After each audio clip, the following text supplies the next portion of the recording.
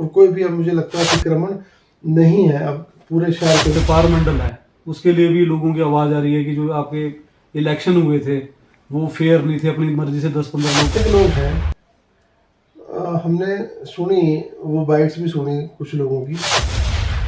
नमस्कार दोस्तों, मेरा नाम है तिलकराज शर्मा, आप देख रहे हैं भगाट एक्सप्रेस। आज हम पहुंचे हैं सोलन के गंज बाजार में, जहां सोलन व्यापार मंडल के प्रधान कुशल जेठी जी से विशेष बातचीत करेंगे। कुशल जी, पहले तो सबसे पहले आपका स्वागत है भगाट एक्सप्रेस न्यूज में। धन्यवाद जी। कुशल जी, आजकल जो ये मुद्दा चला हुआ है सोलन में, जो अतिक्रमण के लिए जो एसडीएम का वो चल रहा है, उस बारे में कुछ जो आपके क्या है राय है कि क्या होना चाहिए, कैसे जो हो रहा है ये ठीक हो रहा है? नहीं, वो उसके मामले में हमारी जिलाधीश महोदय और एसडीएम से मीटिंग भी हुई और हमारा एक डेपुटेशन किया था जिलाधीश महोदय के पास। कम से कम 250-300 लोग गए थे वहाँ पर। देखो, अतिक्रमण तो नहीं होना चाहिए, उसमें तो हम पक्ष में हैं।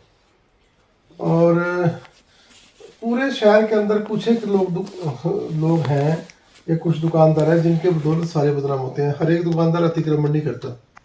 और अतिक्रमण इन लोगों को समझ में आना चाहिए, अतिक्रमण जो है एक दाग है किसी चेहरे के ऊपर, और उसके कारण जो है सबकी बदनामी होती है। और जो अभियान पीछे से छिड़ा था उसमें दिक्कत ये हुई, सबसे बड़ी बात ये हुई दिक्कत, हमने जिलाधीश महोदय से भी इस बात को अवगत कराया, कुछ ना नजायज होना शुरू हो जाता है। जैसे किसी दुकानदार का 1-1.5 फुट का थड़ा है, थड़ा समझ गए आप? वो कुछ कर्मचारी उनको भी चलान लगे थे करने, वो कहते भी शटर के अंदर ही रखो सामान अपना आप। चलो, शटर था क्या, शटर के बाहर पहले 1 फुट तक जो थड़ा है उसमें सामान रख के डिस्प्ले कर लिया, क्योंकि वो कोई भी व्यापार करने के लिए डिस्प्ले तो चाहिए, बिना डिस्प्ले के तो कुछ बिकता ही नहीं है।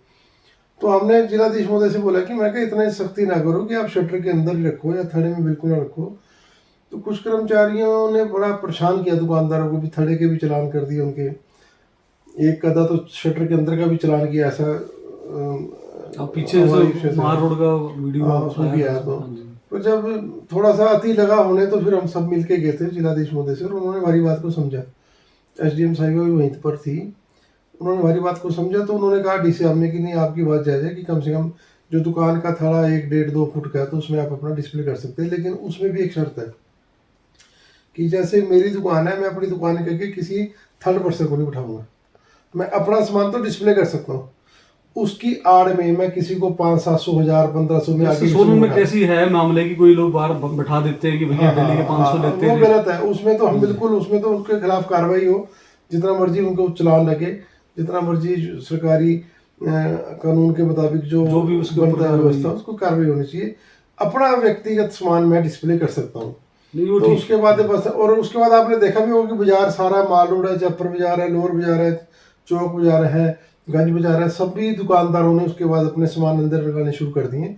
और कोई भी अब मुझे लगता है अतिक्रमण नहीं है अब पूरे शहर के अंदर, लोग तारीफ कर रहे हैं। तो कुशल जी, एक मुद्दा ये है कि कुछ लोग जैसे बाहर से आके यहाँ पर दुकानदारी, जैसे फ्रूट के व्यापारी हैं कुछ है, और लोकल दुकानदार है, उसने तो जीएसटी नंबर लिया हुआ है, इनके पास जीएसटी नंबर नहीं। इस बारे में प्रशासन से क्या हुआ? प्रशासन से इस बारे में हमारी काफी मीटिंग्स हुई हमारी इस मामले में।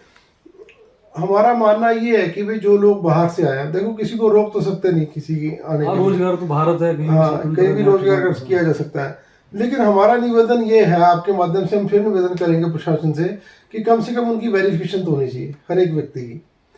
कौन व्यक्ति है, कहाँ से आया है, क्या उसका मकसद है, क्यों वो यहाँ पर रह रहा है, क्या वो अगर यहाँ रह रहा है तो क्या वो अर्न कर रहा है, क्या उसके खर्चे के मुताबिक उसकी आमदन हो रही है, क्या उसके पास, मतलब चीज़ें पता लगनी चाहिए ना, ब्लैक एंड व्हाइट में सामने आनी चाहिए। मुझे लगता है कि इस हाल में कुछ असामाजिक तत्व भी आ जाते हैं, उनको कई मैक्सिमम जगह पकड़े गए। हाँ, कई जगह पकड़े भी गए। और एक भय का मोल तो उनके असामाजिक तत्व के अंदर होना चाहिए ना, वो तभी होगा जब आप वेरिफिकेशन करना शुरू करेंगे।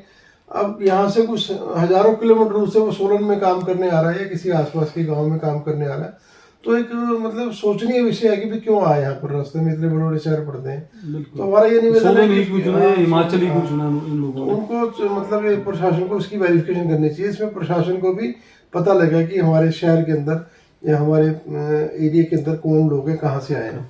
कुशल जी, आजकल एक मुद्दा बाजार में चला हुआ, जो आपका व्यापार मंडल है, उसके लिए भी लोगों की आवाज़ आ रही है कि जो आपके इलेक्शन हुए थे वो फेयर नहीं थे, अपनी मर्जी से 10-15 लोग इकट्ठे उन्होंने बना दी बॉडी, कुछ बाइटें भी आ रही है, आपने देखी होगी शायद।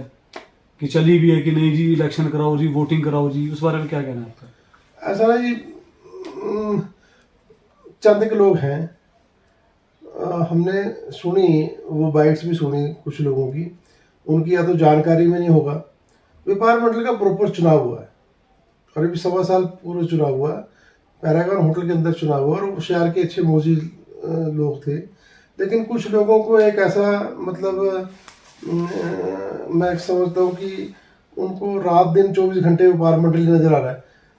और व्यापार मंडल कोई पार्लियामेंट थोड़ी, कोई व्यापार मंडल कोई विधानसभा थोड़ी होगी या नगर निगम थोड़ी। व्यापार मंडल, व्यापार मंडल एक सोसाइटी है। मैंने खुद ये रजिस्टर्ड मैंने ही कराई थी खुद, ये सोसाइटी व्यापार मंडल की सोसाइटी एक्ट में सोसाइटी एक्ट में रजिस्टर्ड है। मैंने ही कराई थी ये, जब मैं प्रधान बना था 2012 में, मैंने रजिस्टर कराई थी। और उस व्यापार मंडल सोसाइटी के अंदर ये लिखा हुआ है कि चुनाव किस दृष्टि से होने चाहिए।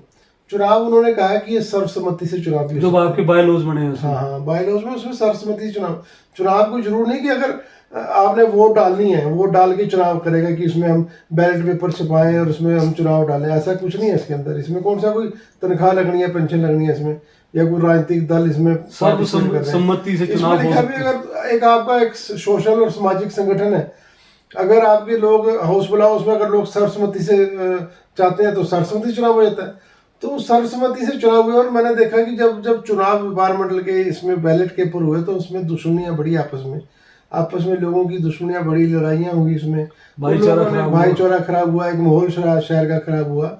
और मैं आपके माध्यम से लोगों को या आपके दर्शकों को बताना चाहूँगा कि ये जिसकी आप बात कर रहे हैं, कुछ लोगों को उन्होंने हमारे चुनाव को पहले तो सरकार से रद्द करवाया। रद्द कराने के बाद हम हाई कोर्ट में गए, स्टे मिला। हाई कोर्ट से जब फैसला आया तो उन्होंने हमारी कंप्लेंट कर दी रजिस्ट्रार कोऑपरेटिव सोसाइटी शिमला को, वहाँ हम लड़े। उसके बाद हम ARCS सोलन में लड़े।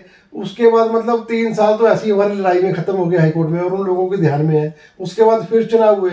अरे आपको कोई दिक्कत है, आप कोर्ट के दरवाजे खुले, आप कोर्ट में जाके हमारे चुनाव को चैलेंज कर दो, कोई दिक्कत थोड़ी है।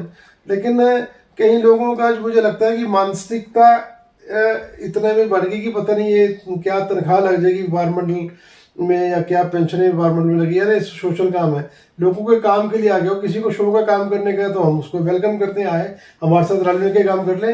लेकिन एक माहौल शहर का लोगों को गुमराह करना बंद करें। लोग समझते हैं इस बात को, दुकानदार सोनू के पढ़े लिखे हैं, लेकिन ये जो गुमराह किया जा रहा है उससे हर एक इंसान की नज़र है उन लोगों के ऊपर कि वो सोलन शहर का माहौल ख़राब कर रहे हैं। 2 साल के बाद चुनाव है, उसमें जिसकी इच्छा होगी हाउस में तब भी यही होगा, हाउस बुलाया जाएगा। हाउस में अगर लोग बोलेंगे सर्वसम्मति से चुनाव होगा तब भी सर्वसम्मति से होगा।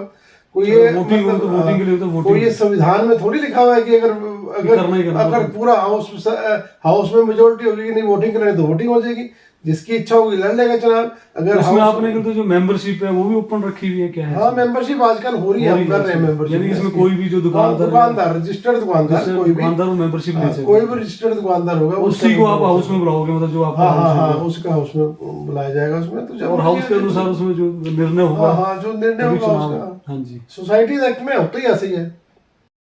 अतिक्रमण के मुद्दे पे हो गए कुछ, इस बारे में कुछ मेरा निवेदन ये है, खासकर अपने दुकानदार भाइयों से।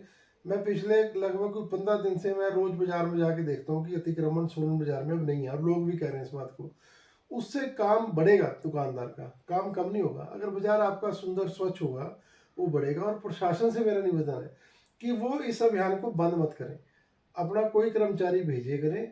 अगर जो दुकानदार अभी डील करता है तो आजकल सिस्टम तो फोटोग्राफी का, और मुझे लगता है कि ऐसी जानकारी में मेरी आया कि वो कर्मचारी फोटो ले जाते हैं खींच के, उसमें एक्सक्यूज भी कुछ नहीं है, उसमें हम कोई बहाना भी नहीं लगा सकते। उसमें जो कानूनी कार्रवाई बनती है, जो चलान बनता है उसका किया जाए। स्वच्छ रखें सोलन को यार, सुंदर रखें। हमारा इतना सुंदर सोलन शहर है, हम कहते हैं कि शिमला से ज़्यादा सुंदर सोलन लगता है। कहीं कितने लोग यहाँ से बाहर से आके बसे हुए, वो एक मैसेज लेके जाएं कि सोलन एक सुंदर और स्वच्छ है, यहाँ के बाजार भी अच्छे हैं और लोग यहाँ पर आएँ, अपने शॉपिंग करें, और अतिक्रमण जो है दुकानदार मत करें। आपका बहुत बहुत धन्यवाद बघाट एक्सप्रेस से बात करने के लिए। धन्यवाद जी, थैंक यू।